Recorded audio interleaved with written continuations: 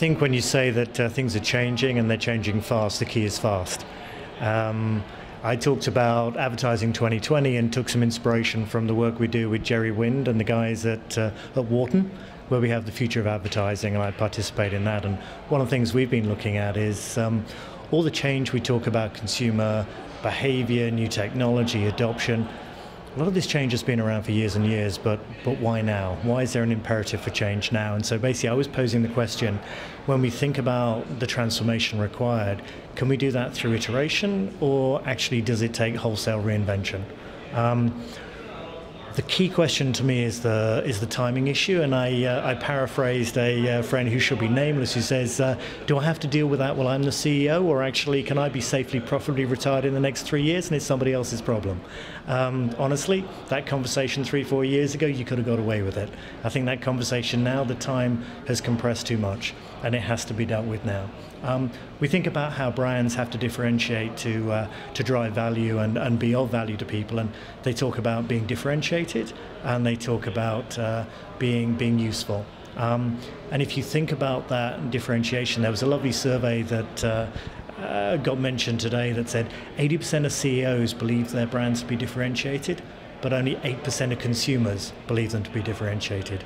So we have a gap, the gap's getting bigger, and as brands become less differentiated, the market starts to struggle. So I think it takes upon ourselves to reinvent and fast rather than wait to be dragged there or to be the victims of it. There's a lovely John Richardson quote, which goes, when I think about the future, there are 3 types of people. There are those who wake up one day and say, what happened? There's those who wake up and say, okay, let's make it happen. There are those who say, I haven't got a clue what happened and why. So we've really got to work through how do we give people that control and take control of our futures. So what I tended to talk about was there's almost been this crazy conversation about programmatic, and is it a good thing or a bad thing? And I think Marissa put it really well yesterday when she said, the opposite of programmatic isn't premium. The opposite of programmatic is actually manual. When we look at most of the inventory that gets sold in North America right now, if we use, say, national TV and say, think of national print, for example, average purchase price, give or take, is about $50,000. We look at a buyer, most buyers will do, give or take, say, $10 million worth of buying a year. So 50,000 a time, that's 200 ad units. Each ad unit's a financial transaction, so from Sarbanes-Oxley compliance, etc., they've got to do all the sort of official paperwork, transaction, etc. So that's fine, one person doing 200 ad units. What happens when those ads are more tailored and specific and it's now $50 per unit, not 50,000? Hire an extra 1,000 buyers or increase capacity? Now, in human history, to get 1,000 times human productivity increase, very rare. So I think we're going to have to automate. If we go to where we are in programmatic now, we're at about 5 cents. Some places we're at 2.5 cents. So in a case, that is a 1 million to 2 million times productivity increase. So to get there is no alternative but automation. So what I believe is going to happen is this curve that shows the average distribution of ad units, the sort of 50,000 in the middle of the bed curve. There's a few at 3.5 million, take Super Bowl, and there's a few at 5 cents if we think programmatic. This curve is going to change and it's going to push left and right.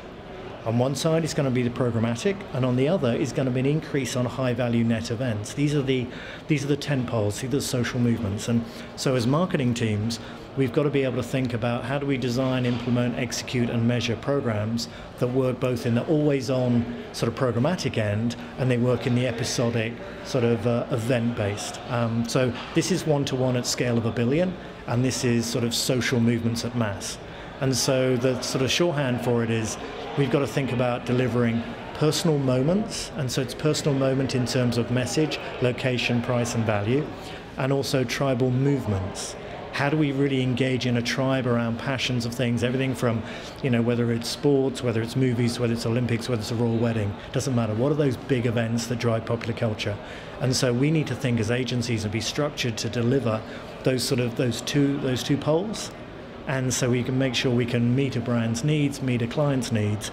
Programmatic on this side with heavy automation, and over here personal teams. And that raises the question of, do I have a strategic media team but actually I don't need the media strategy, but also a brand strategy and a retail strategy and a shopper strategy and a digital strategy and a retail.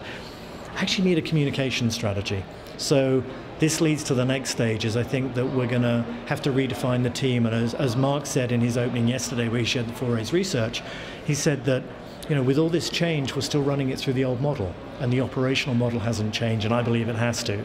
And on this end, certainly when we think about delivering programs for tribal movements, we'll end up with what I'd call a sort of design team construct. So you'd have the smartest strategists from the different disciplines working seamlessly as one team for a client. And they'll be the ones who will understand the brand, understand the consumers, and build out the programs to connect. And then you'll have this executional machine, both the creative, the copy, the media, all done with high levels of automation that will deliver the always-on components, but have also the studio capacity to build these really engaging platforms that go around the tribal movements. So it's really that combination of personal moments, tribal movements to address a brand's need and deliver value. But you can't do it without automation, and automation is not a dirty word. It will be our salvation, and we've got to embrace it. We've gone to all these different places and been able to embrace the culture there. We learn what other agencies are like and how we can take all these best practices back to your own agency and really learn. And the best part, we always talk about, it's not about talking, it's about doing.